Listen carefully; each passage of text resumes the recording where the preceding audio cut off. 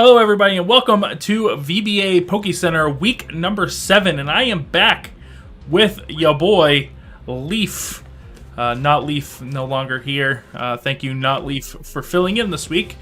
I do not have team sheets for this week, so you won't be seeing those. I didn't have time to make them, but we will be hearing from Rhett later on that playoff pitcher, and also back by popular demand, the spice of the week. So look forward to that near the end of the video as well. And yeah, without further ado, let's just get into these games. There was one game that wasn't recorded this week, or if it was, it wasn't posted. We had the Dragons versus the Guzzlords, a 1-5 versus 0-6, 21 kills to 39 for an 0-6. Dragapult Excadrill 17% game win percentage versus 25. So in this one, we do see the Dragons end up picking up the 2-0. Orbeetle, I know, got what, 3 kills? Something like that? 3 or 4 kills? Did some work that I don't remember, bro. Yeah, no, he did some fun work. We gotta get we have to get Tilly to get a capture card so he can start recording as well. Or for Zach to upload it. Yeah, that's true too. But yeah, the Dragons take that one, getting their second win of the season. The Guzzlords, surprisingly, still no wins this season. It's very unfortunate. They do have a lot of kills, and they have won a lot of games. It's not coming all together for them. So hopefully we'll see them pick up a win before the end of the season. There's a few weeks left, so we'll see what goes on with that. Going into our first game that we get to watch, we got the Grimmsnarls versus the Flareons. We have the 3-3 versus 3-3, 42 kills, 34. Asmurl, Dracovish, 2 water Pokemon, 57 versus 50 there. In this game, we saw the Reuniclus and Hitmonchan being the leads for Grimmsnarl versus the Whimsicott and Scrafty. And this one was quickly taken over by this Reuniclus, who was able to just sit out there, get Trick Room up, and take over game 1, putting away Whimsicott, Vaporeon, and Scrafty before dying to Dracovish near the end. Hitmonchan goes down to Whimsicott pretty early on, but Cinderace comes up and cleans up the Dracovish, giving the 2-0 and game 1 to the Grimmsnarls. And in game 2, we see Thwackey Reuniclus versus Rotom, Heat, and Mr. Rime. I felt like this wasn't really a good switch-up for the Flareons, as the lead didn't really give them much, but the switch-up to the Grimmsnarls was beneficial to the Flareons. But if it was the same lead versus same lead, I feel like the Grimmsnarls would have had a huge advantage again. We see the Thwackey pick up Mr. Rime pretty early on with, I believe, a knockoff killing him there, and Rotom killing the Reuniclus a few turns after, but the Trick Room still getting up before that could happen. We see the Cinderace coming out doing some absolute work, killing Rotom and Whimsicott before the final kill onto the Scrafty. But yeah, Scrafty picking up 2 kills too against Thwackey and Asmurl. But Grimmsnarls pick up this one 2-0 overall, with the MVP being Reuniclus. Of course, that Trick Room going up was just so beneficial for the Grimmsnarls overall that it was able to help them get the victory. So they're back on track, it seems, after slipping for 3 weeks after going 2-0. Seems that they're back on track with 2 straight wins. Trying to make a climb for those playoffs. We'll see if they're able to do it. Our next matchup here is we have the Arcanines and the Weasels. We have the 5-1 versus the 1-5, 44 kills to 39. Liepard and Incineroar, 69, nice percentage, versus 33 from the Weasels. We see Liepard, Arctovish. So this Arctovish is a big part of what the Arcanines have been doing lately, versus the Carbink and Incineroar. But there's a Pokemon on the other side called Abomasnow, who was able to come out and just start wreaking havoc. He was clicking Blizzard a lot and was doing a lot of damage, especially next to that Arctovish, putting on pressure from him. We see the Incin die to Hail pretty early on, and Escavalier, comes in for the Weasels to take out the Liepard. before dying to Nidoking later on. And then we see Abomasnow pick up Munchlax and Carbink, and Nidoking rounding it out against Excadrill, giving a 3-0 in Game 1 to the Arcanines.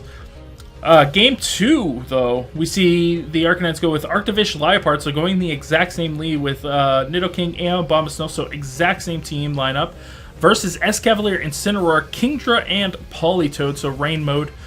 We see Rain mode come out pretty early on after Escavalier goes right for the kill onto the Liepard, switching out into the Politoed and getting that Rain up, and Kingdra just took over the game, getting a kill on Nidoking, Arctovish, and Abomasnow pretty much in a row. Not consecutive turns, but pretty close to that. And a 4-0 victory for the Buizel's, and this is what the Buizel's can do if they can get more consistency in their game. A clean 4-0 against the Arcanines, who was using the same setup as they used in the previous matchup. So going into Game 3, anybody's game at this point. And we see Liepard plus Nidoking with Arctovish, Abomasnow in the back versus Escavalier, Incineroar, Politoed, Kingdra, so going the exact same lineup, and I think that was the detriment in this one, as Liepard does die to the Escavalier again, but not before the Nidoking's able to establish itself on the board, taking out Politoed, taking out Incineroar, taking out Kingdra, and Arctovish cleaning up Escavalier in between that as well. So the Arcanines win that one 3-0, 2-0 overall, Abomasnow being the MVP. It just did a lot of work. Another surprising Pokemon who was able to do a lot in this one. So this was a very good game. If you want to watch a game, this is a good one to go watch. Very back and forth. It doesn't really tell the story on the 3-0, 4-0, 3-0. It was a better game than what it seems on there. Abomasnow pretty good. Abomasnow's pretty. I like Abomasnow. I just wish he was better in like real VGC. Yeah. I would use him, but he takes Ember and he's like, yeah, nah, I'm done. All right. So the next game on our list is we have the Bashers versus the Berserkers, 4-2 versus 2-4, 41-32. Rillaboom, Raichu. Two fake out users, 64% versus 36%. The Bashers, of course, just getting rid of Archeops, but that didn't really matter because they didn't bring Aerodactyl anyways. But we see Kangaskhan Magmortar up against the Decidueye Kabuskin on the other side. Kabuskin, interesting pick. I do like what Kabuskin did here, but we see pretty early on the Magmortar able to absolutely annihilate the Decidueye. Bringing in the Como, who does kill the Magmortar, sits on the field for quite a while. Kabuskin goes down to Comfey, and then we see Como pick up the Clawitzer, but not before the Clawitzer is able to absolutely annihilate this Arcanine. And then the Clawitzer dies to the Como, and Kangaskhan is out there with the Comfey and is able to pick up the Como, giving the 2-0 victory to the Bashers in the first game. Second game, we see Rilla Magmortar versus Kabuskin and Arcanine. So going a little bit different here with Como and Berserker in the back. Haven't seen Berserker being brought by the Berserkers since I think week 1 or 2. So it's been a while, but pretty early on, Comfey comes in and is able to set up, and Clawitzer comes in and just cleans the game up absolutely. 4-0 victory over to the Bashers. Comfey still has not fainted. Comfey's been kind of cracked, bro. I think Goomer, the Bolton Bashers, they know how to pilot that thing. It's going off, dude. Yeah, hasn't fainted yet. This game, MVP Clawitzer, because it did get 4 kills, but Comfey honorable mention because it just kind of stuck out there and just did some things. This game 1, very good game 1 if you want to go watch a game. Game 2 was kind of a blowout, but definitely go check out that game 1. It was a really good one. Start prepping for Comfey more, guys. Yeah, hit it with some steel types. You know what I mean? All right. Our next game is we have the Beantown Binnacles versus the Greninjas, 3-3 versus 5-1, 43 versus 43. So pretty even here. Pelipper, Togekiss, 53% versus 77%. This game I was looking forward to. I knew this was going to be a good one, and it did not disappoint. Definitely go check out this one. This is probably the game of the week, maybe. This was a very, very good one. We see the Binnacles go out with Persian Pelipper versus Slurpuff and Didi, and there's just a lot of switching going on. Nothing is dying in this game. It's just switching, just positioning.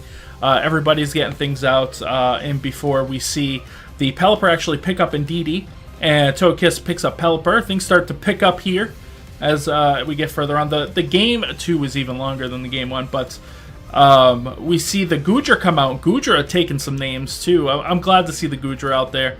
I've been wanting to see Goodra do some stuff. So he picks up Scrafty and Togekiss later on. Slurpuff picks up the Persian. And then we see Armaldo pick up the Slurpuff to give Binnacles the game 1 2-0 with Armaldo and Goodra standing tall. Like I said, game 2, again, tons of switching, tons of positioning. We see Pelipper Persian again for the same lead for the Binnacles with Cinderace Goodra in the back, so bringing the Cinderace over the Armaldo. And we see Scrafty Audino. So the Greninja said, watch what Audino do after I called out Audino. Well, I saw Audino die, so I don't think it does too much. We see Starmie come in. This is the first week Starmie was completely shut out in a game. It didn't really bring anything. We see the Togekiss get 2 kills. It picks up the Pelipper pretty early on and picks up Persian a little bit later. Scrafty getting a kill on Goodra, so Goodra going down as well. And that just leaves Cinderace, who picks up Audino, Scrafty, and Togekiss to finish out the game for a 1-0 victory for the Binnacles, giving them a 2-0 in this set, taking down the 5-1 Greninjas, making them now 5-2. This was a very, very good game. So this was a sick game, and he didn't even So the thing about Sasori is that he played that whole set thinking he had Serene Grace. Didn't realize until the end of game 2 that it had the wrong ability. But even so, it was very well played, and the games of board positioning on it were so awesome to watch. It just felt like a chess match the entire time. Despite having the wrong ability, it was still a great match and greatly played by both sides.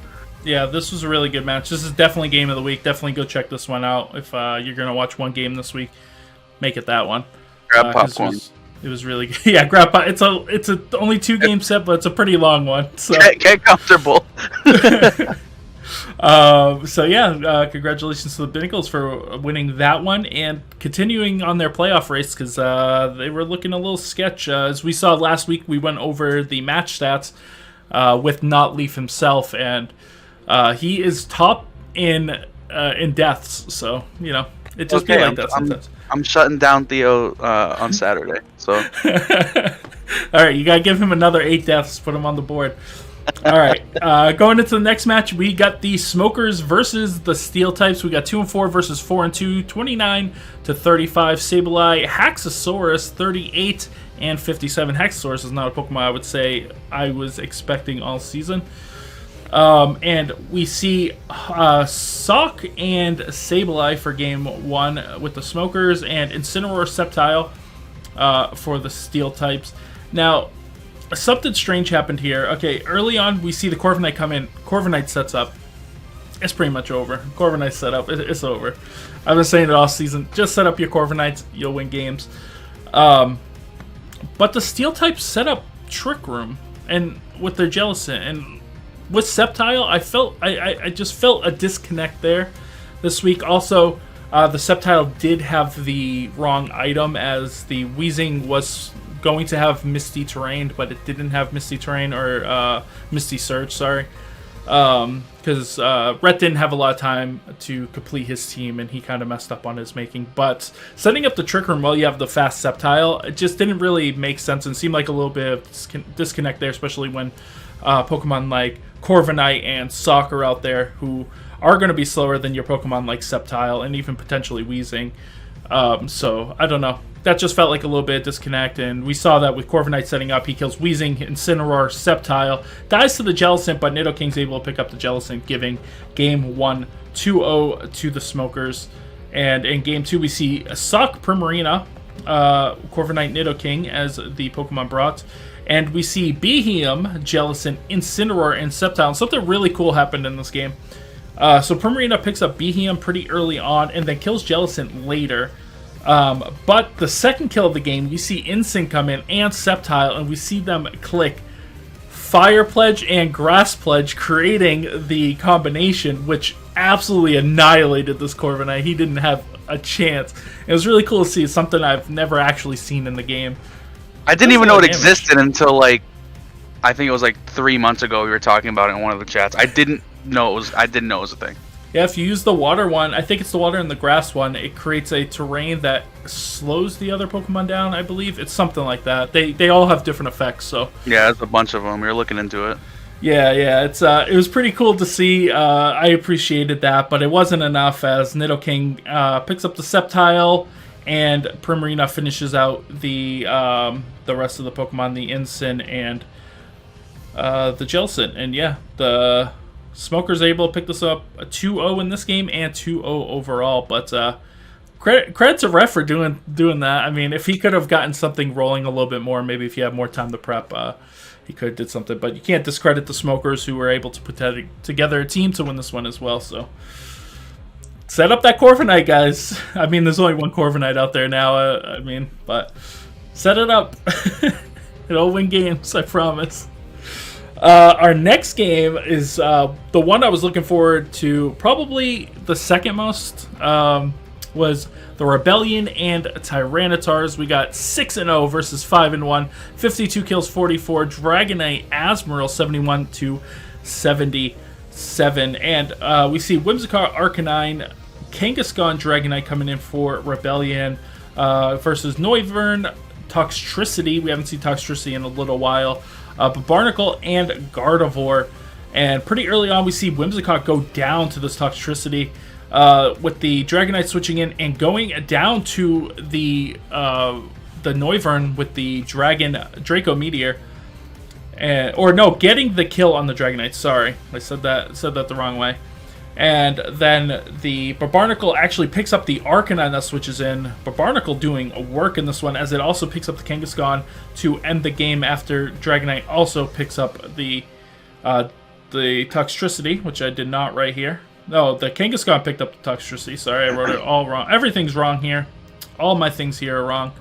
Happens. Either way, it was 0-2 to the Tyrannitars, with Barnacle and Gardevoir being the two last remaining Pokemon. And then game 2, we see Whimsicott, Skuntank, so switching it up, Kangaskhan and Dragonites. Noivern, Toxtricity, Barnacle, Gardevoir, so exact same lineup for the Tyrannitars. It worked for them the first time, why change it? We see the Noivern pick up the Whimsicott, but not before Toxtricity gets absolutely annihilated by Skuntank. We see Barnacle come in and is able to take out the Skuntank. Gardevoir comes in, takes out the Dragonite, dies to the Kangaskhan, and the Barnacle is actually able to pick up the Kangaskhan, giving the 2-0 victory in this game, and 2-0 in the set to the Tyrannitars, taking out the Rebellion in this one. Rebellion no longer undefeated. It was supposed to be me. I thought this was I thought this would be a much closer game, but the Rebellion just didn't seem they can get a foot in this one. It just seemed like Tyrannitars kind of had their number and kind of took over the game. So he was coming off from I think he mentioned he got like COVID or something, so he didn't have a lot of time to like prep. He was a little under the weather. He didn't post videos or anything either. And then he had like a trip to New York yet or something. I don't know. He's just been it's just one of those weeks, we all have them. Hey, he's pretty much already in the playoffs. It doesn't matter after this. It's just fun games at this point. You're just fighting for seeds. So yeah, he's already locked in. He's there. Yeah. And if you watched my draft special that I live streamed, my pick was the Tyrannitars to win the whole thing. They disappointed me in week 1 because they didn't set up the Corviknight properly. But they're doing it now. They're doing it now. I'm still on that Rebellion train, but Tyrannitars. They just needed to find the footing. That's all. Yeah. Day 1, I picked Tyrannitars. I said Tyrannitars. I said Tricos, and they're both doing fantastic. So But you kindled the fire. You know what? They were like, I don't want to disappoint Popo. I'm gonna go. That's what I'm saying, man. That's what I'm saying. He's like, I can't set up the Corviknight to make Popo happy. I'm gonna drop it. I'm gonna drop it, and I'm just gonna do other things because I just can't make him happy. So, I respect it. All right, going into our next game, we have the Drapions versus the Dhelmise. 2-4 versus 1-5. 40 kills, 29. Dragapult, Pinurgent, 40-29. We see the Drapions lead with Torracat, Nidoqueen. Oh, wait, I should go back. Babarnacle was the MVP in the last one, Corviknight in the one before that, and Cinderace in the one before that. Torracat, Nidoqueen, Togekiss, Lucario for the Drapions against Romatisse, Pinurgent, Hydreigon, and Marowak. We see the Lucario switching pretty early on to take out this Hydreigon, and Torracat picks up the Pinurgent soon after that. But Marowak comes in and does some work as he picks up Torracat, Nidoqueen, Togekiss before the Aromatisse is able to kill the Lucario, giving game 1 here to the Dhelmise 2-0. The Marowak doing absolute work, getting 3 kills. Very good game as well. It was a lot closer than it looked here. It was a lot of switching and repositioning as well. Game 2, we see Slowbro, Torracat, Nidoqueen, Lucario. So switching up a little bit by the Drapions versus Kingler, Aromatisse, Marowak, and Hydreigon. I'm sure the Kinglers were excited to see this boy in action. Unfortunately, it didn't last long as Lucario destroys Kingler, as Kingler can't really set up anything. He does a little bit of damage before going down. We see Slowbro picking up the Marowak, Torracat coming in, and Lucario going down to Aromatisse, and Hydreigon killing the Slowbro. So Hydreigon finally getting killed. I don't know how many kills it has this season, but it's not very many. It has a lot of deaths, though. But the Torracat picks up the Hydreigon and the Aromatisse. Torracat getting 2 kills in this one, and 1 kill in the last one. So 2-0 to the Drapions in game 2. Going into game 3, we see the Drapions with Togekiss, Torracat, Nidoqueen, and Slowbro. So almost the same lineup, except we see the Togekiss coming in this time. Versus Pinurgent, Aromatisse, Kingler, and Aegislash being the last one. And this was a very close game. We see the Kingler actually get a kill in this one. He kills the Torracat. Of course, Torracat cannot intimidate the Kingler because of the fact that it has Hyper Claw. And the Togekiss kills the Kingler, and then Pinurgent gets killed by Nidoqueen. And then we see Togekiss actually pick up Aegislash, but go down to Aromatisse, but Slowbro is able to come in and pick up that Aromatisse, giving the 2-0 with Nidoqueen and Slowbro standing tall at the end. 2-1 victory to the Drapions. I gave the MVP to Torracat because he just did a lot of work. He was switching in a lot and doing a lot of that stuff. So, very good game, though. So I have the Detroit Dhelmise's kills up. They've brought the Hydreigon 11 times, and it has 6 kills, 8 deaths. Yeah. It's unfortunate, too, because they keep bringing kind of the same Pokemon, and they're not picking up wins. So we talked about this last week with Notleaf, and it would just be nice to see them kind of switch that up and try something different, maybe, to try to pick up a couple of victories, because the worst thing you can do is you lose again, you know. And he's capable. Raz is a great player. Oh, yeah. Of course. Yeah. It's just about making those changes and feeling comfortable with making those changes that I think might need to be done here. Our next game is we have the Weezings versus the Minchinos, 3-3 versus 2-4. 47 kills. A lot of kills for a 3-3 to 35. We have Dracozolt, which is missing a letter there, versus Swampert. 50%, so dead down the even is the Weezings versus 36. We see Dracozolt, Gigalith, so already beginning right out the get-go. I'm going Sand in this one. Rotom, Frost, and Weezing for the... Or, not Weezing. Rotom, Frost, and Melodic for the Weezings. I said it all in the wrong order. It's fine. Crobat, Grimmsnarl on the other side with a Lowland Ninetales, and Walrein. Get to see the Walrein do some work. And, but we don't, because... because this Dracozolt is just too strong. He picks up the Crobat, he picks up the Grimmsnarl. He ends up dying to his own Life Orb, but Gigalith is there to pick up both the Ninetales and the Walrein. a 3-0 to the Weezings, only death coming via the Life Orb, kind of controlling this one through that Dracozolt Gigalith, kind of core, was really, really good. Game 2, we see Dracozolt Melodic again, the same lead, versus Gigalith Tangrowth. So Tangrowth, we're going to see a big switch up. Grimmsnarl Ninetales, so putting both of those in instead of the Crobat, but we have Crobat and Walrein in the back. So the same exact lineup, just in a different order for the Minchinos. And Dracozolt actually gets destroyed first turn by the Ninetales, goes down pretty early on. Gigalith comes in, takes out the Crobat that switches in.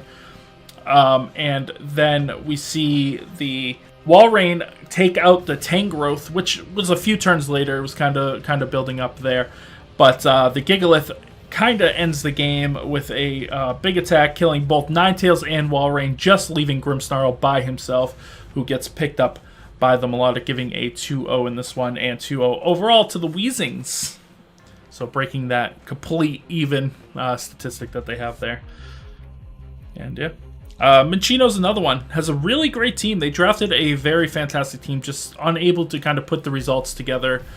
It's unfortunate when that happens. I like seeing the Walrein, though, so maybe if they can kind of get a good set on that Walrein, put an Assault Vest on that bad boy, he's going to eat up some attacks.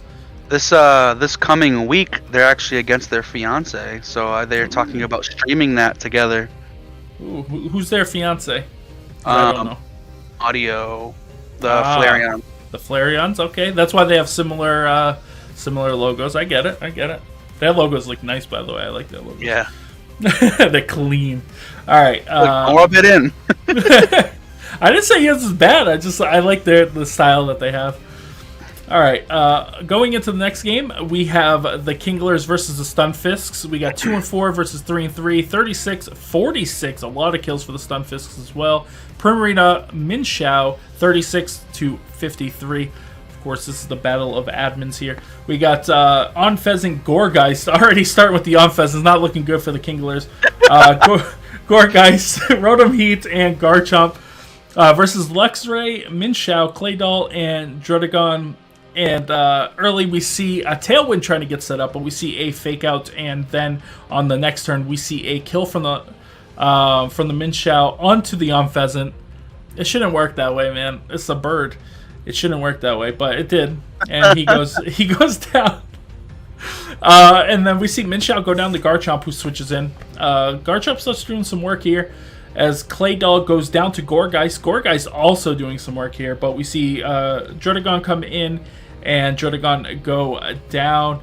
And we see a clean 2-0 eggs. Luxray also goes down to Garchomp. 2-0 to the Kinglers, despite bringing on Pheasant in this one. Game 2, we see Absol Garchomp, so switching it up, versus Jellicent Minshao, so already putting on the board that they want to go for the Trick Room potentially.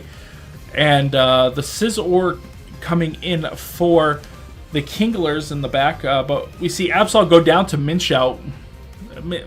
Absol can never survive Minshao, it's just never going to happen. And then Gourgeist comes in, gets the kill on the Jellicent, but Druddigon comes in and just starts taking names. He kills Scizor and Gourgeist at the same time before taking out the Garchomp and sitting on the board, just going, where's more, bro?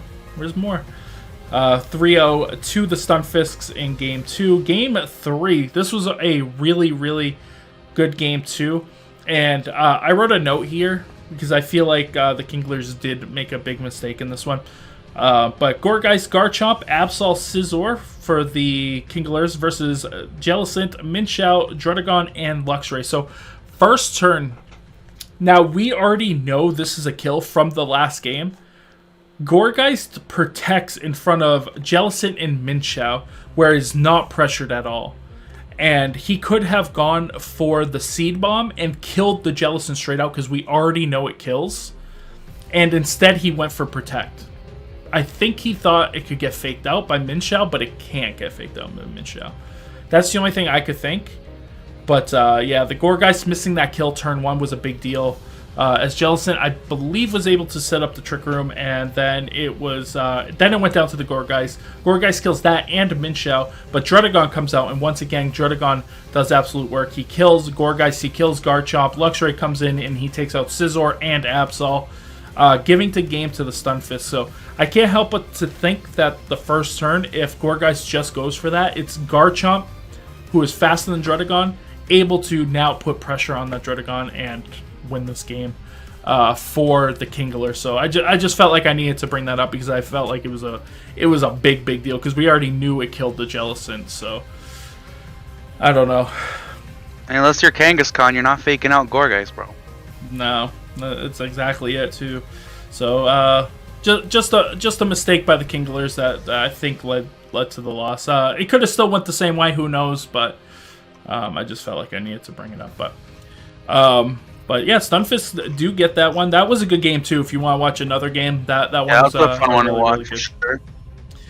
The next one, you might be familiar with this one. We have the Spoinks versus the Kids.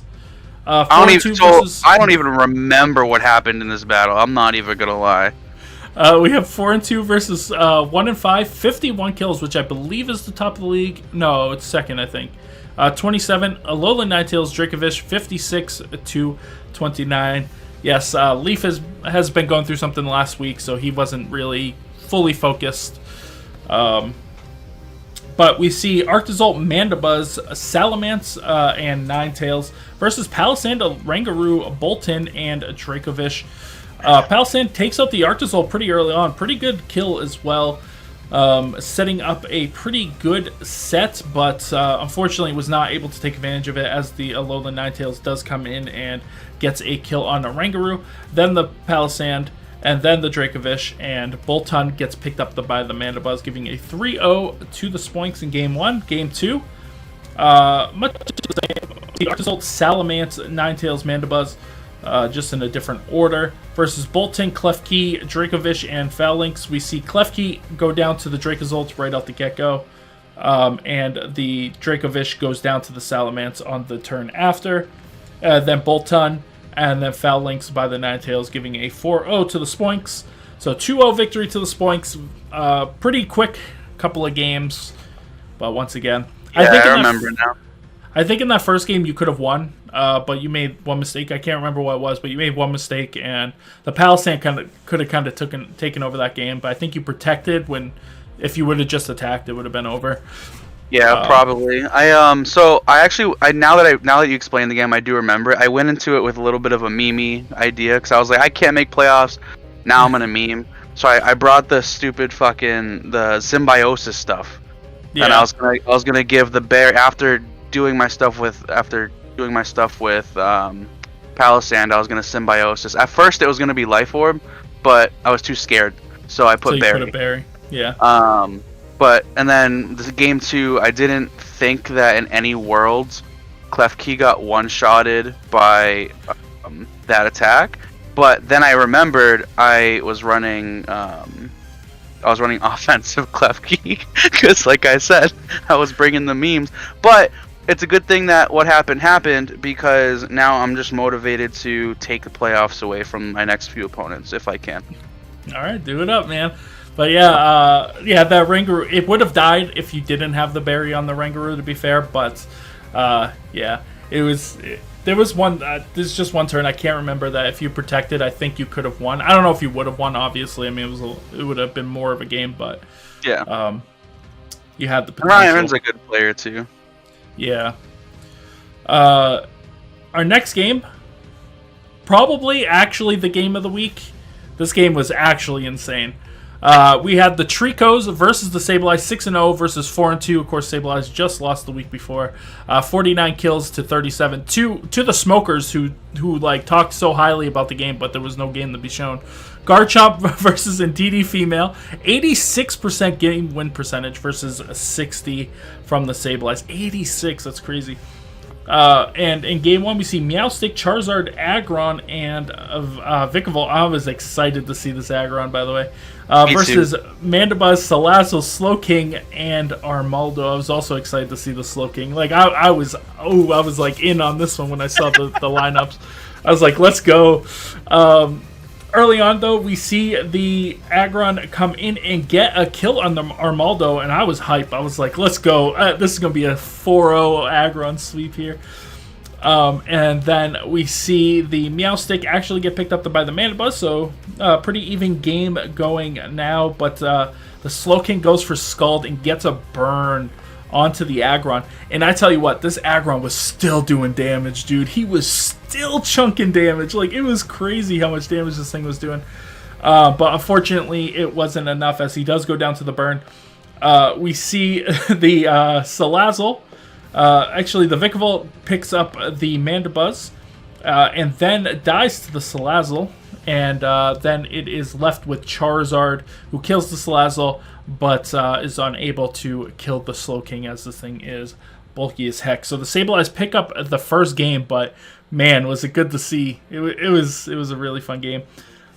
Game 2, we see the Aggron right out the get-go, just slapping the Aggron out there. And Vikavolt versus Salazzle Armaldo. We see the Slowking come in pretty early on and actually pick up the Vikavolt before the Charizard picks up the Mandibuzz.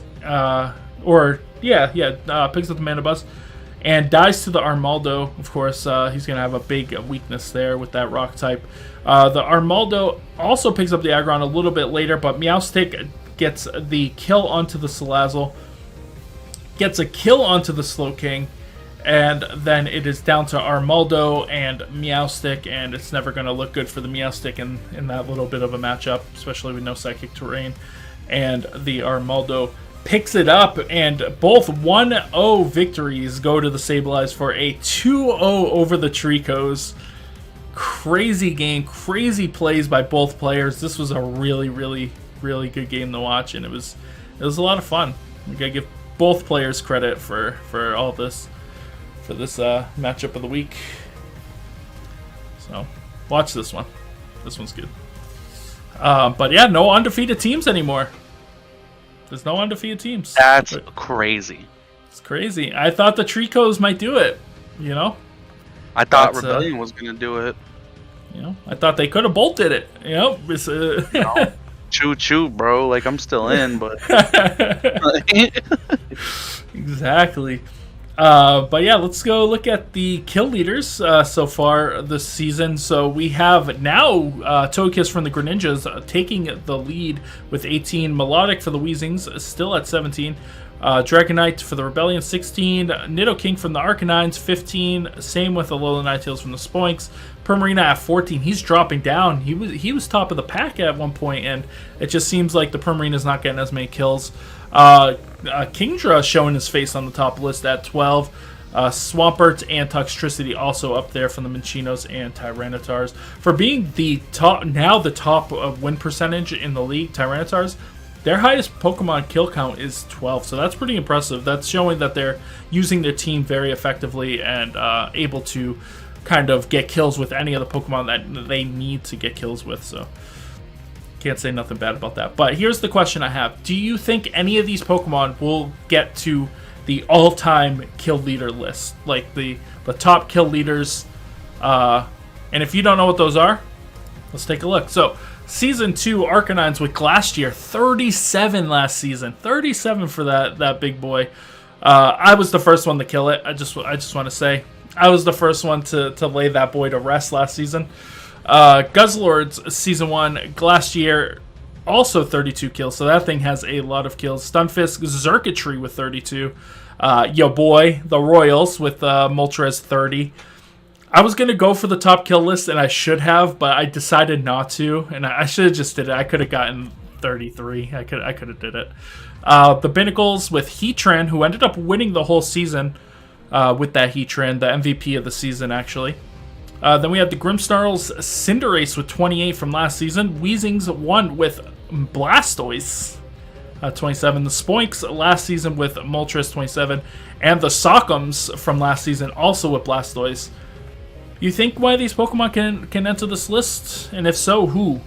Last Does it have year. to be 24? Last year. No. Which one of Dan these? has showed me that he can do it.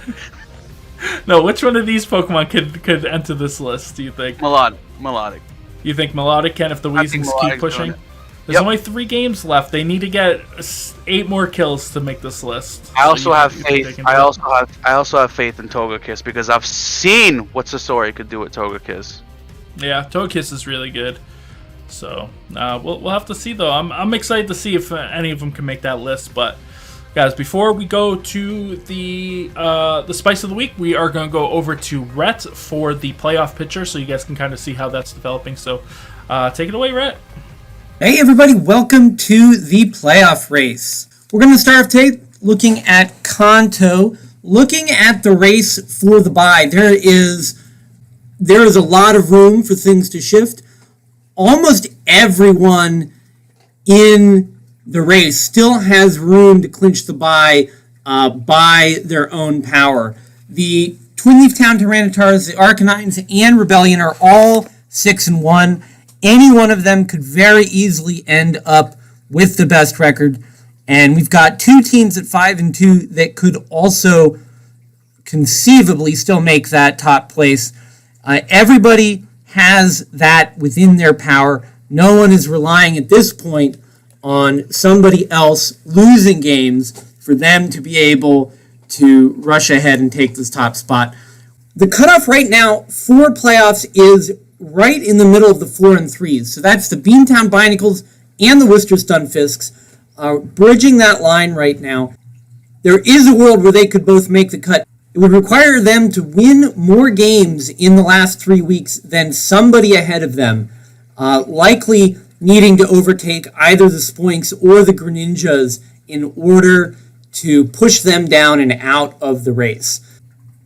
While the Kinglers and the Dragons could conceivably make a comeback to make the race, the odds are looking pretty slim for them. The games to watch this week, we're looking at the T-Tars versus the Worcester Stunfisks. Now, this is a big game for both the bye and for the playoff position, because if the Worcester Stunfisks win, that makes it a lot easier for them to move up in the standings and secure a position in the playoffs. Of course, the T-Tars, having the Arcanines and Rebellion right on their back, need as many wins as possible if they want to secure the bye.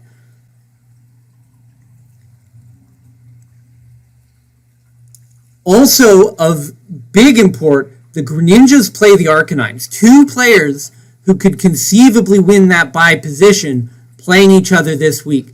The Arcanines definitely want this win if they want to have the bye.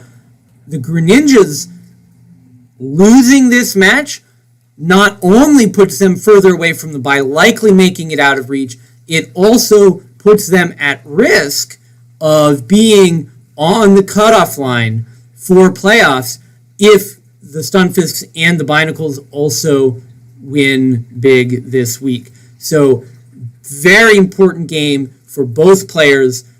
Definitely one to watch. Now, moving on to Johto. We have some big moves here. The playoff line right now is cut off between the 4 and 3s and the 3 and 4s. That's a very, very close line. Any of the 3 and 4s have a good shot to upset the 4 and 3s, get over that line. So very, very close race to see who's going to make playoffs in Johto.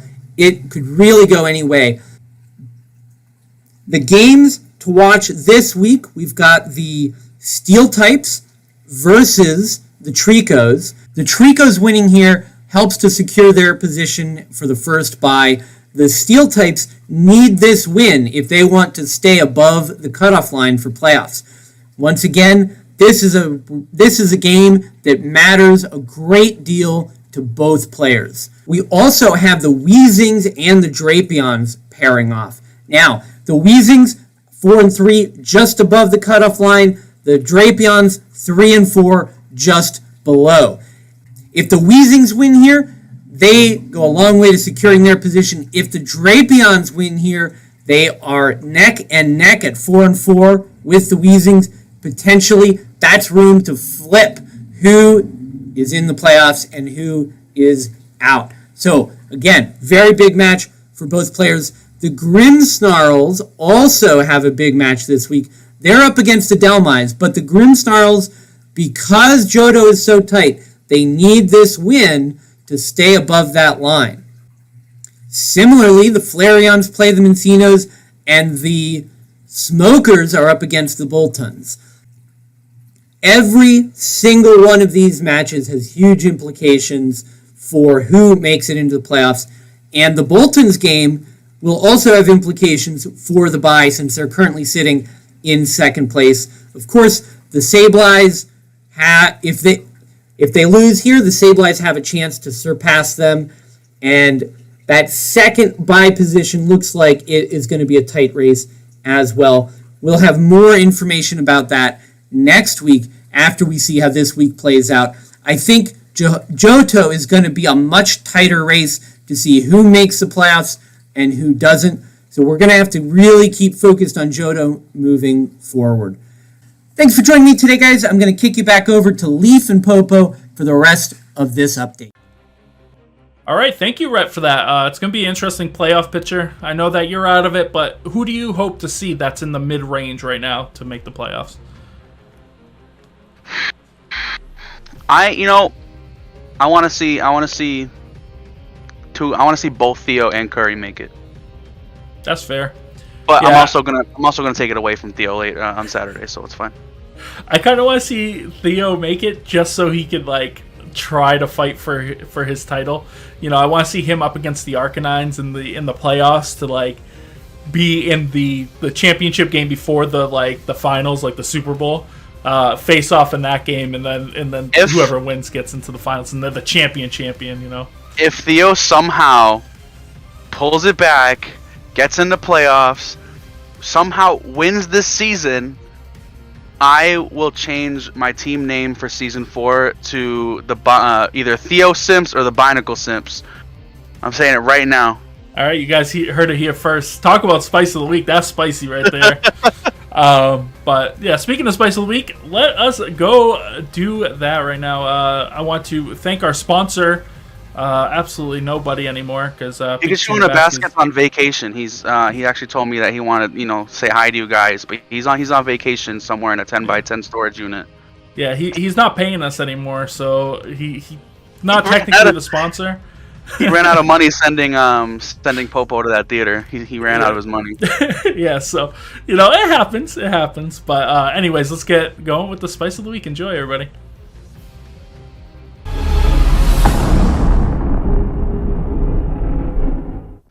And for our fifth spot for Spice of the Week, we're going to be looking at the Trixie Tricos versus the Sussex Sableyes. We're not pointing out a specific play here, but we are pointing out this Meowstic set. I think this Meowstic set is incredibly spicy this week. It's running both Rain Dance and Sunny Day. So not only does it establish itself as the usual support role, Sunny Day to help the heat waves coming from Charizard or Weather Ball, actually. And the Rain to help the Starmie. Has a lot of versatility inside of its own role. Plus it has the Expanding Force to do a little bit of extra damage. And Imprison to get rid of opponent Expanding Forces. I think there's just a lot that this specific Meowstic has, and it's just a pretty spicy set. I just gotta say, it's a pretty spicy set.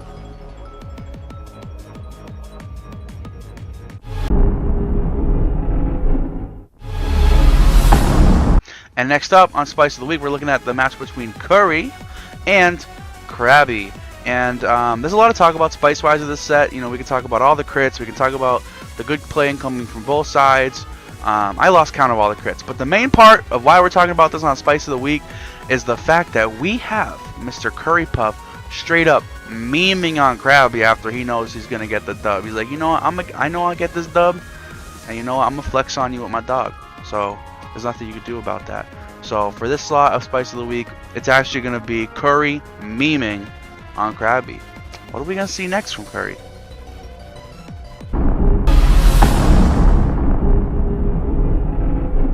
For spot number 3 of Spice of the Week, we're looking at Beantown Barnacles versus Greedy Greninjas.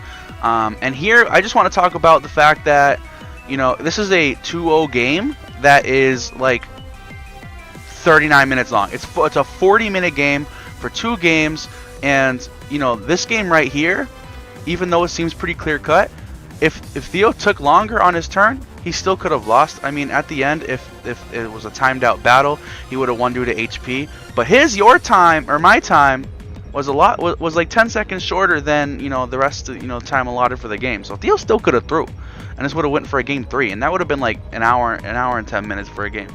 But it was a very well played game. Lots of protects, lots of switches, lots of board positions switched. Good game from both of these, but I think the spice is the fact that Theo still could have lost.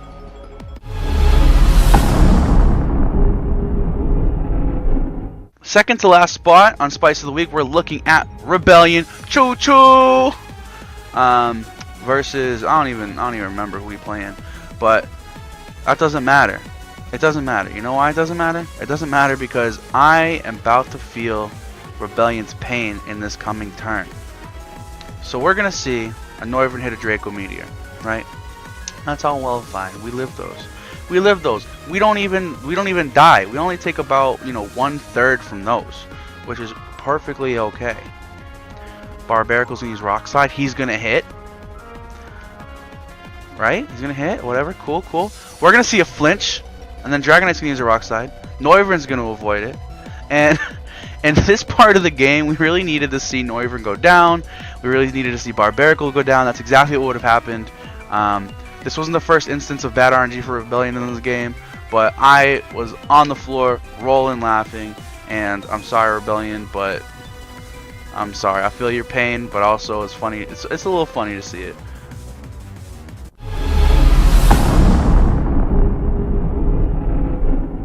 And for our number 1 and final slot of Spice of the Week, we're actually going to take this last spot a little seriously. I know I've been kind of joking around and memeing with our last 4 slots. I've been having a lot of fun with this week's, but we're going to give it to Wakeman here.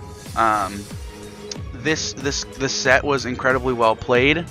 But we're still going to have a little bit of fun. The spice here is the fact that he went for a high jump kick to finish this game to get the win.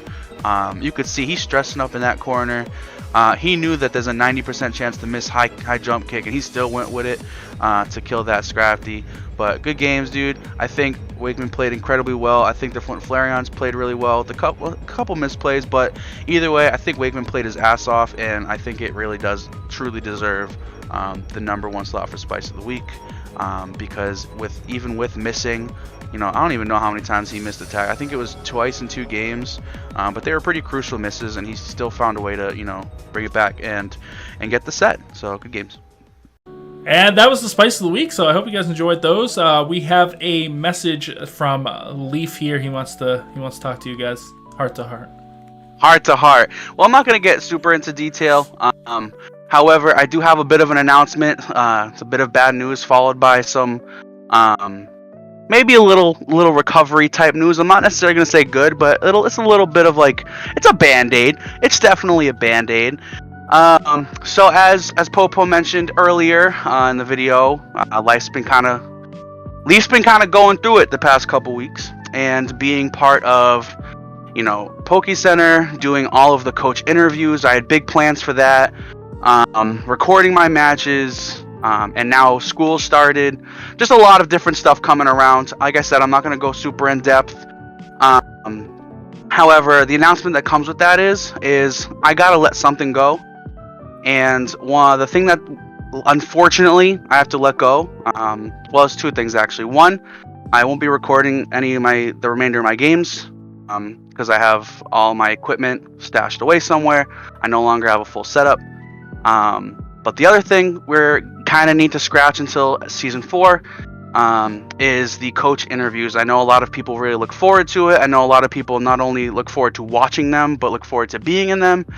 I had really high hopes for this season. I was trying to get to everybody that's in this season that hasn't already been interviewed, which is why I kind of had a heavy schedule with getting at least 1 every week, with a few weeks doing 2. But unfortunately, like everybody, life happens. But like I said, not going to go super in depth. I just wanted to bring you the news that interviews unfortunately will have to be scrapped for the remainder of this season. It's not really fair for me to ask the other admins to do it. They all have a lot of other work behind the scenes, and adding that kind of schedule to what their already busy schedule isn't very fair. That was kind of something that me having the extra free time, I was able to pull off. However, I guess the band-aid is that I do still plan on doing one more interview. There's going to be one interview, and this was gonna be a big surprise, but we're gonna do one interview, and it's going to be a live streamed interview, interactive with all the viewers who can also send in their questions. We will be interviewing whoever wins this season, week 15. So right after the final week, the winner will be interviewed. Nice. Big news here. Got a couple exclusives here on the Poke Center update this week. So, yeah. Well, sucks that has to finish, but makes sense. I mean, a lot's going on. And it has to happen. I think you interviewed most of the people already. So, especially the new people. Yeah, we got a good chunk done. There's always season 4. Season 4. Be back for season 4. But before you do that, come back for week number 8 with the Poke Center next week. I hope you guys enjoyed, and I hope you guys have a fantastic week. And we'll see you later. Peace.